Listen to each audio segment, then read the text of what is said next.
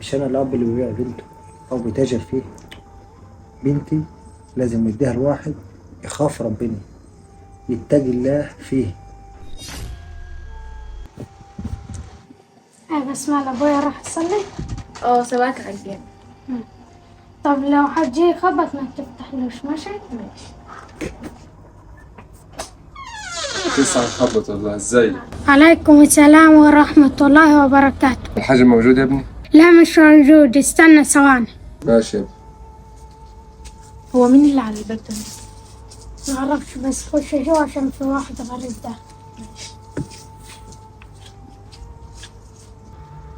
اتفضل لما ابويا يجي.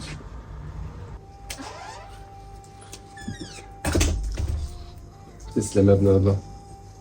طب ابوك مغايب ولا ايه؟